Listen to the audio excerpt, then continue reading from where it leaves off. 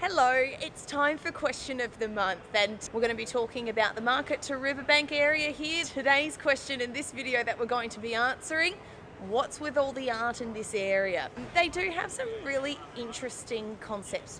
Let's have a look. So this is where we start.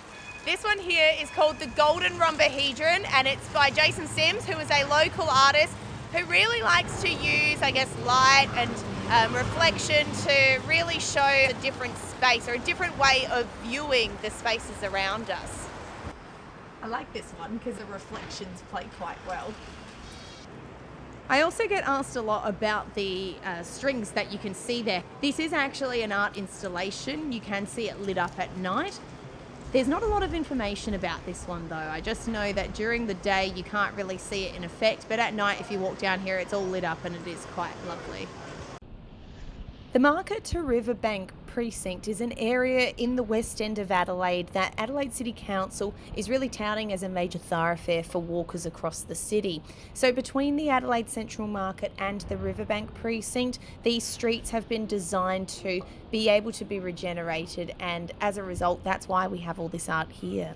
Geoed by Amy Jo Watson, I think is a really cool way to basically have a drainage system in Bank Street. You've got a lot of different layers going on here. It looks like it's from a different time or from different periods where the dirt has built up over and over and creating these beautiful patterns. So I just think it's really cool. It's been here since 2017 and it really adds something to this street as people walk through.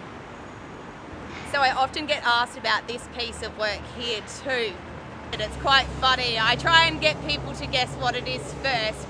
A lot of people say that it could have held someone in there as punishment. It definitely looks like that. John Tonkin from Sydney created Sensing with Light, and this piece actually has a corresponding box on ground level that, with the movement and the touch around it, actually allows the box to be illuminated, and it's best seen at night time. The Riverbank is a Ghana market, is pretty cool. A lot of people sit along here to eat their lunch every day, not realising that this is an actual installation that really looks at motifs relating to Ghana culture, particularly the nature. And it also has a couple of messages that are translated in English and in the Ghana language as well. And that's it. So don't forget to tune in every month because we do answer a question every 4 weeks. Thanks for watching. We have multiple tours and services which you can find more information about by visiting our website, flamboyancetours.com.au. And don't forget to follow us across social media too so you can stay connected with what we've got going on.